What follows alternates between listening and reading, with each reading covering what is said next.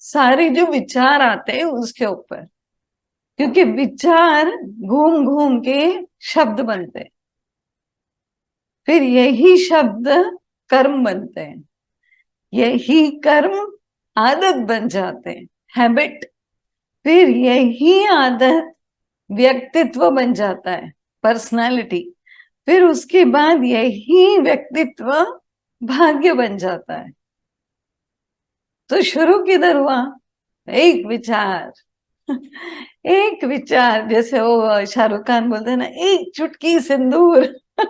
वैसे एक छोटा सा विचार बस, और वो छोटा सा विचार भाग्य बन सकता है, क्योंकि उसने पूरी सब शिखाए। देखो, पहले विचार, विचार से शब्द निकल गए, शब्द से कर्म हो गया, फिर कर्म से एक आदत लग गई वो बोलने की, वो आदत ने हमारी पर्सनालिटी डिजाइन कर दी, और वो व्यक्तित्व ने भाग्य बदल दिया या भाग्य बना दिया।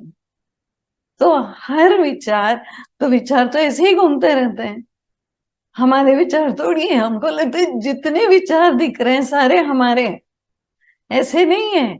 अभी वायुमंडल में कितने सारे वायरस और बैक्टीरिया घूम रहे हैं, तो उसमें कोविड भी है, कोविड का वायरस भी घूम रहा है अभी, लेकिन मैंने नहीं लिया, मैंने नहीं उठाया उसको।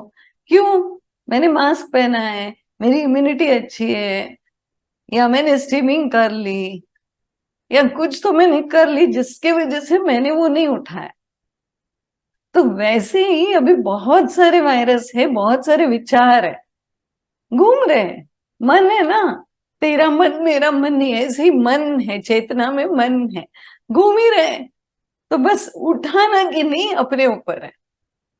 तो हम लोग मास्क नहीं पहनते हैं सत्संग का, सत्संग का मास्क होता है। तो सत्संग का मास्क होगा तो ये विचारों को हम पकड़ेंगे ही नहीं, भले घूमते रहे, कोई कुछ भी गाली दे, कुछ नेगेटिव सोचते रहे, हमको पकड़ना नहीं है। लेकिन होश नहीं रहती तो पकड़ लेते, पकड़ के ले भी आते, फिर उसको पालते भी है थोड़े दिन, फिर सोचते हैं जब सत्संग आ गया बुधवार का, तब सोचते ये सारे विचार मैंने क्यों रखे, और अल्पना दीदी ने तो इतना सारा बोल भी दिया, तो ये तो सही था, तो हम लोग ने क्यों पकड़े ये विचार, ऐसा सोचते हैं हम लोग। वैसे ही वो वायरस भी पकड़ लेते हैं, वैसे ही विचार पकड़ लेते हैं, विचार से शब्द भी बन जाते हैं, शब्द से कर्म हो जाता है, कर्म से आदत, आदत से व्यक्तित्व, व्यक्तित्व से भाग्य। तो छोटा सा एक विचार से बहुत कुछ हो सकता है। तो विचार क्यों ना बदले, अच्छे विचार क्यों ना पकड़े। अगर इतना बड़ा ट्रांसफॉर्मेशन है तो अच्छे विचार पकड़ेंगे, तो अट्रैक्ट करना है, अच्छे अच्छे विचारों को मन के तरफ खींचना है। तो उसके लिए मन का ट्यूनिंग और विचारों का ट्यूनिंग मैच होना चाहिए। जैसे रेडियो में चैनल घुमाते हैं ना, 95.6 ट्यूनिंग, तो परमात्मा से ट्यूनिंग गुरु जोड़ते हैं। जैसे दीदी ने बोला, गुरु आते हैं और ट्यूनिंग जोड़ते हैं, बोलते तेरे को नहीं आ रहा है 95.6, वो परमात्मा का चैनल है, मैं लगाता हूँ, फिर वो ट्यूनिंग सिखाते हैं, तो ट्यूनिंग हो जाता है।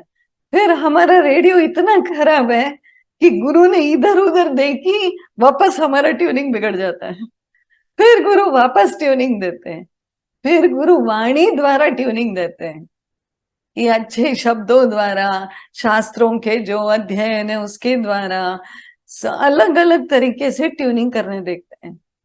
होश चाहिए बस कि परमात्मा से ट्यून करना है, मैं और परमात्मा एक ही है। गुरु आके समझाते हैं, हम सुनते नहीं है, हम सुन लेते हैं, ट्यूनिंग नहीं बैठता। आज बैठ गया, वापस भूल गए, वापस हिल गए, फिर गुरु ट्यून करता है, फिर हिल गए। तो ऐसा हिलना नहीं है इतना, गुरु ने जो ट्यूनिंग लगाया है उसको कंटिन्यू रखना है। सत्संग में जो वाणी सुनी वो ट्यूनिंग है, हम एक्चुअली आते हैं एडजस्टमेंट के लिए बुधवार को। तो बुधवार को एडजस्टमेंट हो जाता है ट्यूनिंग परमात्मा के साथ, उसको नेक्स्ट वेडनेसडे या नेक्स्ट मंडे तक चालू रखना है। लेकिन हम भूल जाते हैं, मॉल चले जाएंगे, सब फैमिली और रिलेटिव्स को वीकेंड पे मिल लेंगे, 2-3 बार सत्संग का मास्क उतर जाएगा, फिर वायरस ले आते हैं विचारों की। तो होश साधना है। तो ये था पिछली बार का।